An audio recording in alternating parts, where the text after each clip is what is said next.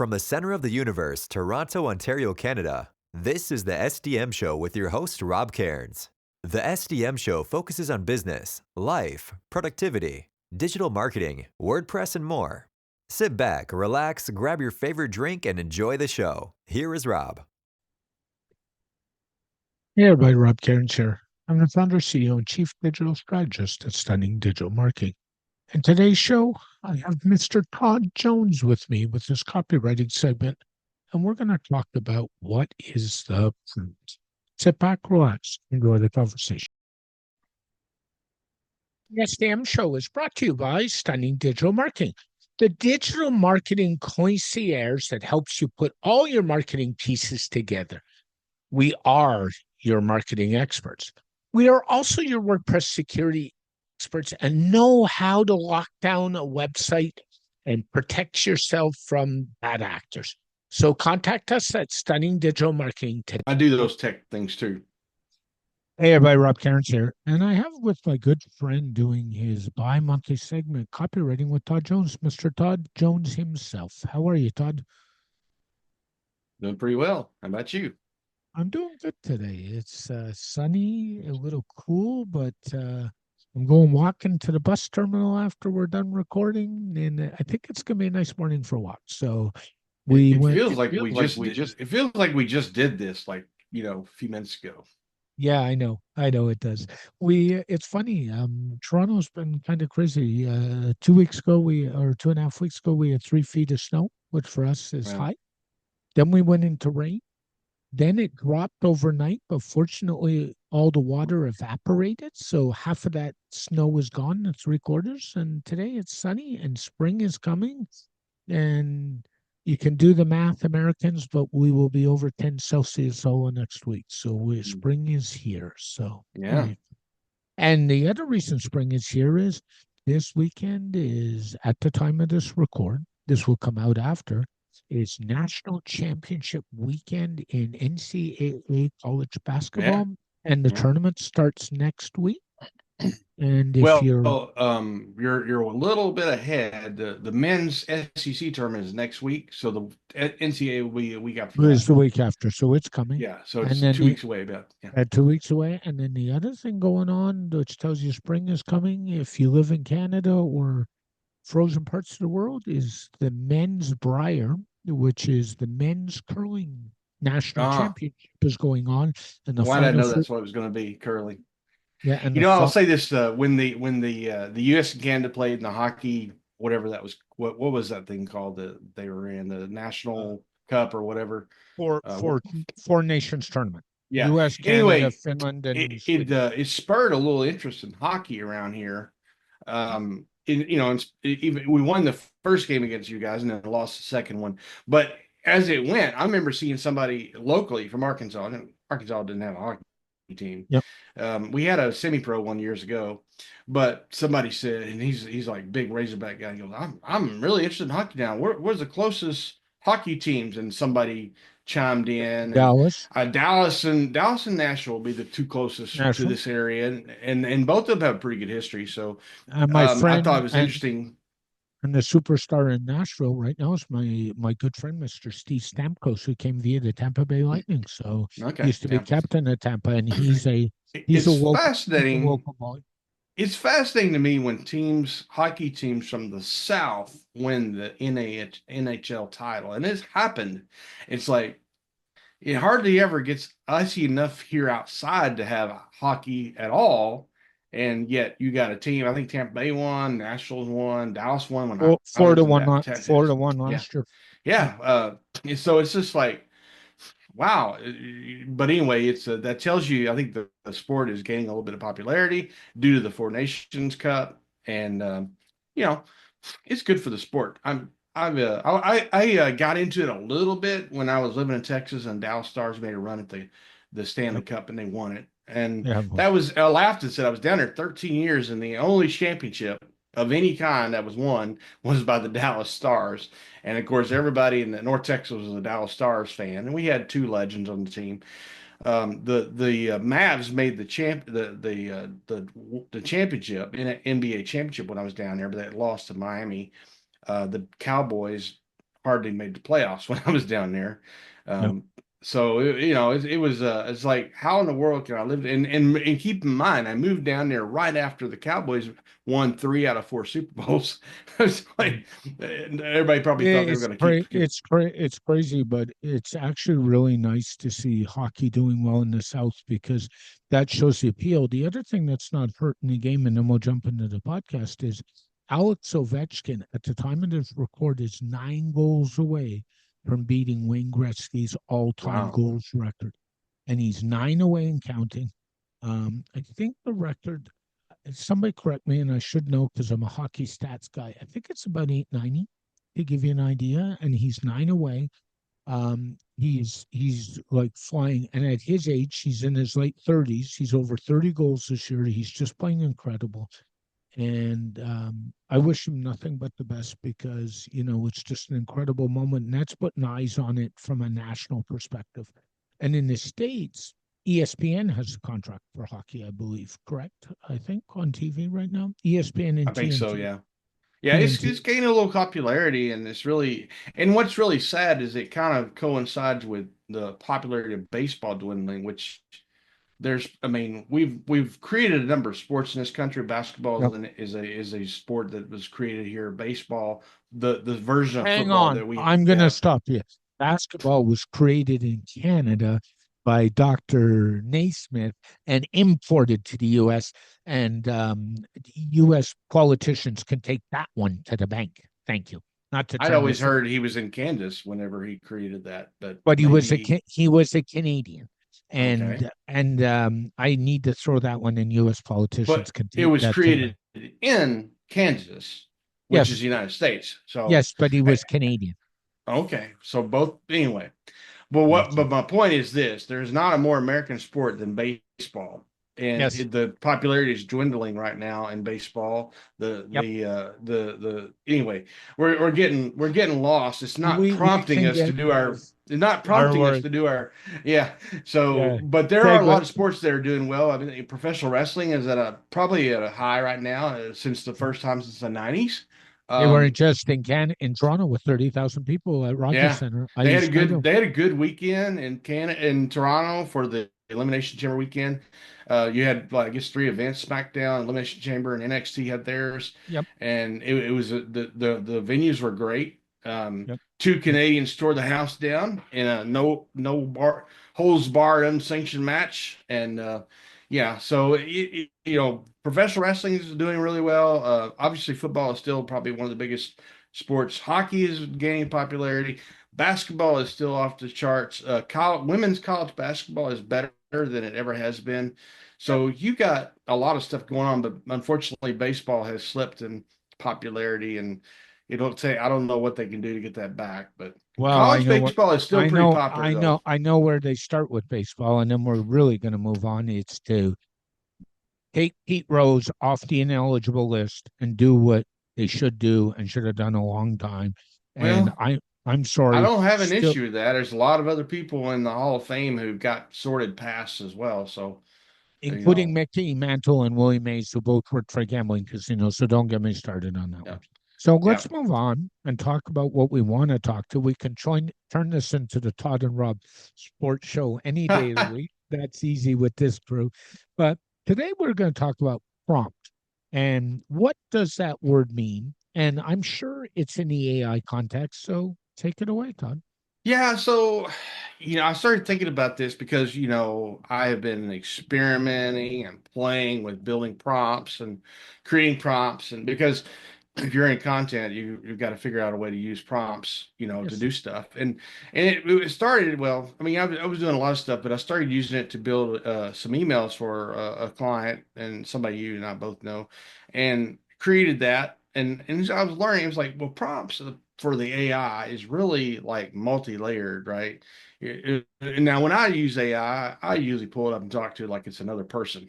And Yep. it works pretty well for me that way. I think when you start getting worried about what you're inputting at the time, but it'll help you, it'll guide you. Mhm. But the word prompt is what they use. And I'm like, this really ain't the right word, I don't think. Yeah. But it is at the same time. So it's kind of hard to explain. But I have when you talk about an AI prompt, there's two sides, I think. I call one the human prompt and two the AI prompt. And so even if you do the most simple prompt, and you and I have been in tech for a long time, and I took a basic programming class when I was in high school, and you learn how to put in the mathematic formula you need for it to input, output, whatever. Well, Prompts aren't any different. Yes, exactly. Prompts are very similar. So there is a human prompt. And so like I'm building prompts. I'm trying to figure out how to build prompts to leverage the worksheets that I build for brand storytelling, brand messaging, those kinds of things.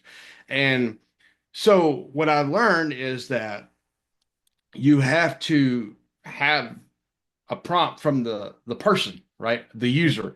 I call it the human prompt. Yeah. So an AI prompt is really a two-sided, like a coin, two sides of the same coin. But I went on and started exploring this, and multifunctional came up. It's a multifunctional word, and we use it so many different ways because I know that or I know that you do journaling. I So do anybody who does every journaling, oftentimes you have to have some kind of prompt. Now it may not be written yeah. down, it may just be in your head, So like talk about. let's stop there. If you want to learn a little bit about journaling, just because you're mentioning it, I like that value. Go check out my good friend Kristen Wright. Kristen is the marketing manager at the Day One Journal, which automatically Okay, owns. okay. And she wrote a book called The Transformational Year. And what the book is about is all about journaling prompts. The book is so valuable. I actually gifted a copy of it to my partner to help her when she started her journal. Right. If you use the Day One app, one of the things the Day One app does is gives you, if you turn it on, a daily prompt. So what I do is I answer that daily prompt, and then I do a separate entry every day with my own stuff in it that I'll keep going throughout the day. And I've done that I've been using Day One for about 3 years. Thanks to Kristen for that, because I used to do on paper, and I moved to a Google Doc, and then because of Kristen, I moved to the app. And what I'll tell you is it prompts you. But prompts are important because they help you get started. They give you context. What do you think about Yeah. that? No, I agree. And so when I was going through, my whole dive into prompts, Yep. there's an adjective, a verb, and a noun. And so Yep. you are talking about the verb. I think, I am. this is get you going. And so many things prompt us, or another word we use today is trigger, right? But Same thing. you do have to have some kind of prompt to prompt you. So even whenever even if you go back to writing content or even a copy, let's say you're writing your about page, something I like to talk about. Your Yep. company is writing about page, and you look at that blank page and you go, I don't know what to write. Well, when you start looking at templates or frameworks like the one I have, it serves as a prompt. You know, that's what a template is. A template is basically a content prompt, right? Right. So, the same is true with, put with AI. When you do a prompt, there's almost always, not always, you have to fill in some blanks. So I'm working on hopefully to have a UVP prompt.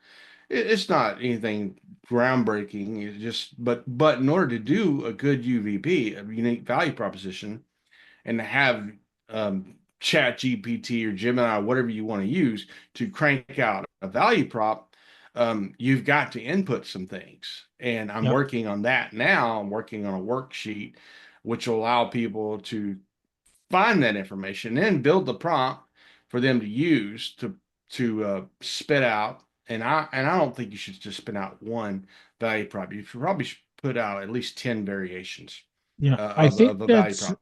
I think this is where people struggle with AI.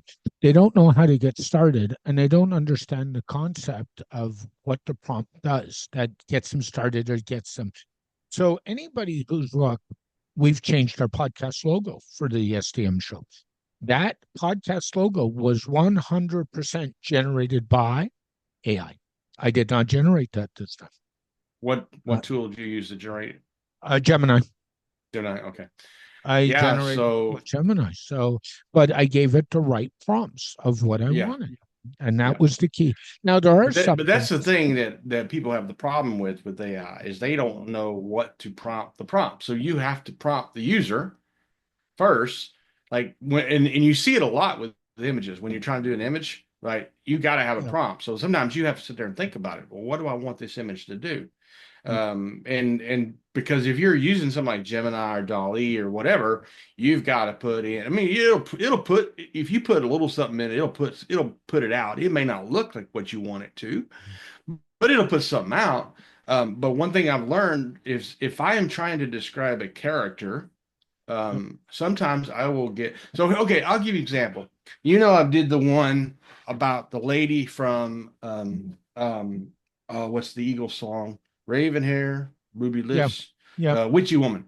Which one? I think I went to I don't know if it was Grok or Chat GPT. I think it was Grok. And I said, Grok is X's they're version of AI, yeah, yeah. just for reference for And people I who don't and I know. basically got it to make a description of what she would look like based on the song because it had the lyrics. It already had access to the Yeah, lyrics, and it gave me a description.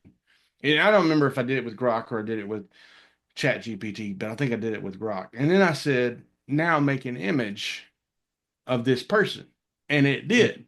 It made an image. It was pretty good, but sometimes what you got to do is you got to figure out how to describe what you're wanting to describe.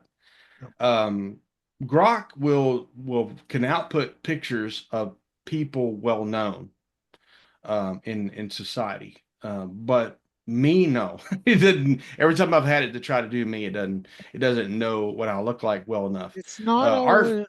I'll tell you, Gemini's not always good with real people, nor is ChatGPT. So, and I think one of the reasons they you do know that, truthfully, is for privacy reasons. They're sure, trying to be, but we also gotta be careful. And I get this because there's a lot of people using AI for nefarious reasons. For example, sure, voice cloning. There's a lot of that stuff and going on. video, Yeah. So one of the things I always say to people is never, never, never use voice validation for anything financial because your voice, if you're a well-known person or a podcaster, hello, can be yeah, cloned very easily. easily cloned. Yeah, So that's you got to true. think about that too. But prompt is a word. It's a multifunctional word, and it's not just what we use for AI. We do use it for AI, but like you said, journaling.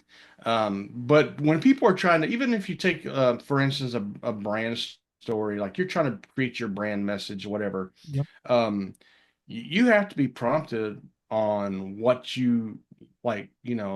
I have the six P's, right? What is your mission? What are Mhm. your values? You have to be prompted for that. And sometimes you have to dig deeper than just a Yep. little bit, 30 seconds or whatever you think of something. But questions are very good for prompting each other. I mean, it's like going to counseling, right? The counselor Yeah. prompts, she prompts or prods to Yeah. try to get information or try to I'll get give you no, emotion out of you. I'll give you another example of a prompt as a teacher in a class. He asks the class a question. That question is actually a prompt for information. Yep. Depending on what the class feeds back, where the instructor, the teacher goes to help them. So Yep. that is actually a prompt, and people don't think Yeah. of it that way, but that's really what he's doing. Yeah, I Or mean, she. and when Rob Cairns asked me what are we going to talk about in the next episode, that's a prompt. So I Yeah, have to go, but I've been thinking about it, and I think it's largely because of my playing with AI, and I play out with a lot of different tools I for know you do. AI, and so even I've gone down the road of okay, can I make a chat bot? And chatbots were originally kind of meant to be something you put on a website or in a messaging app to help people like with customer service, and that works to a certain extent. You still need humans, I think, but it helps with like Yep. mundane questions. But now chatbots are being used for other purposes, and I'm like, okay, can I do a chatbot to walk people through my six P's? And Yep. how do I do that? I mean, I'm playing around with it, trying to figure it out, and it's an interesting concept.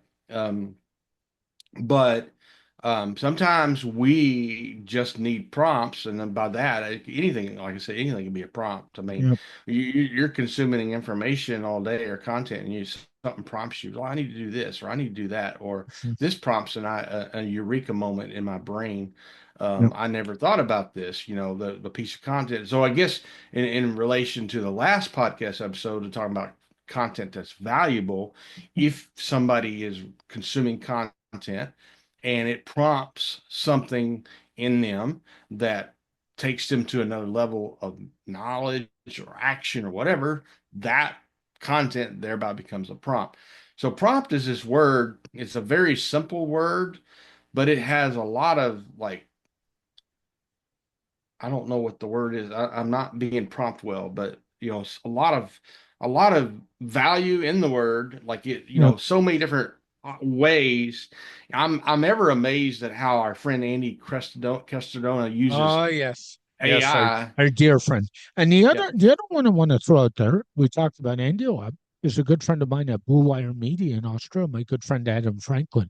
Adam's built several courses around ChatGPT, and I'm hoping to get him actually back on this show. We've been kind of talking, and just with the 14-hour time zone problem, trying to figure out a date to talk about how to use prompts. But he's written courses on how to use ChatGPT from a prompt standpoint. So just to throw those resources out there too. Another prompt is the Bridget Willer's source. The creating content in for your new website. And she's got the 12 different, it's one for each month.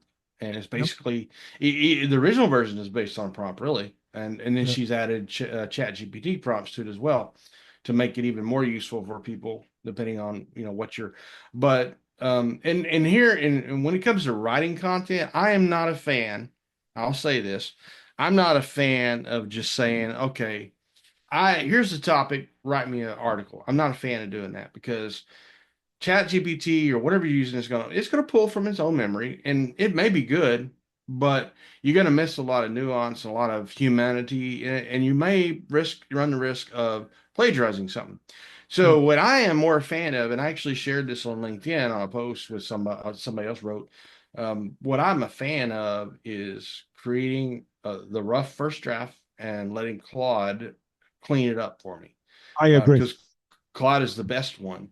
Um, a very rough one sometimes, and sometimes even, when I wrote that article about 5 things I learned about storytelling from professional wrestling, Yes, at least one or two of those sections, those points that I wrote, was actually me transcribing myself. And what I should have done, this is what I know now, I did it about a year ago. What I should have done is fed it through Claude and asked it to make it more concise, clear, and compelling. Those are the two words I use, and that's yep. a kind of an editor deal, and Speaking of, it'll do it for me. speaking of transcribing yourself, I was going to save this, but I'll make the announcement.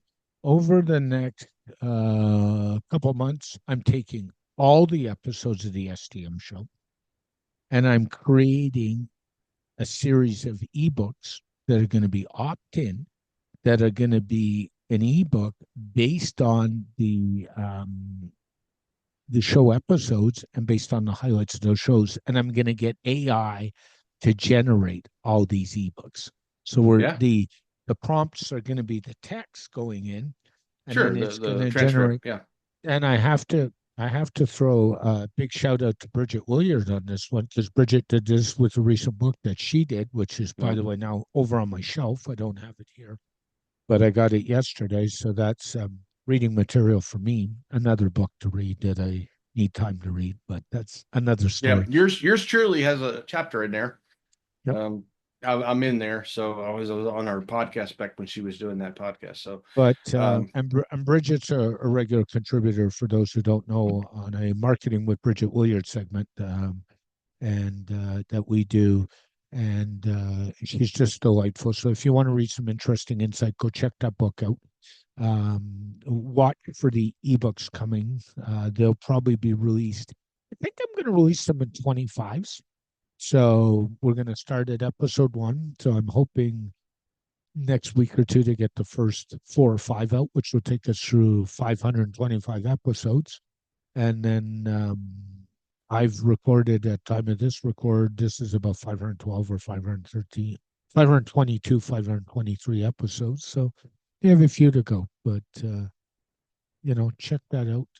And that'll be all prompts by the transcription. So there's another use, right? So there you go.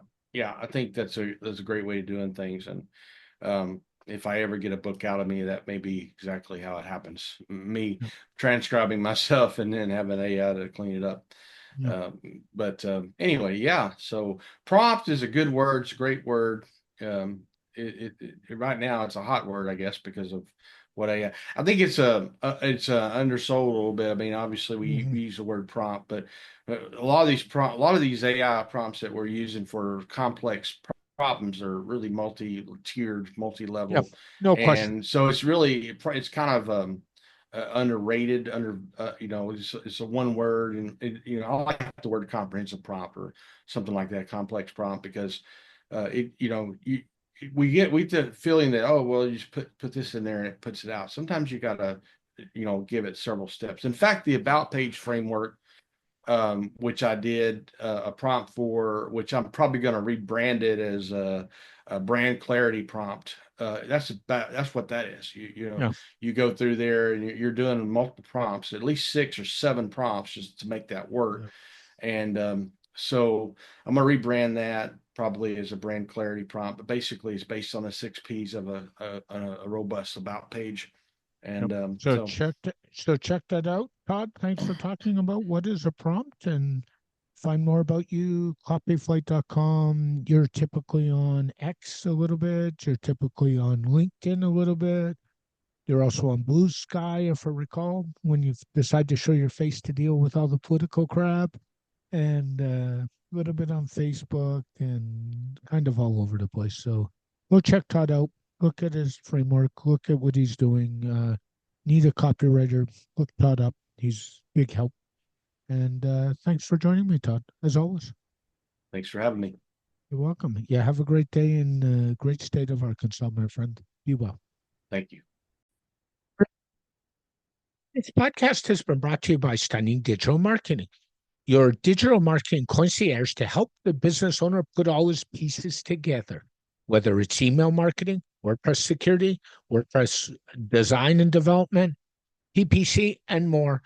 Text Stunning Digital Marketing for all your digital marketing needs today. A very special thank you to Todd Jones for joining me on this edition of the SDM Show. The SDM Show is dedicated to my late father, Bruce Cairns. Dad, I miss you very much every day. My mother, Ann Cairns, who's still doing really well and is an inspiration. And of course, Tiz Maroney. And Tiz, I know I've said it, but thank you so much for all the inspiration you give me every day.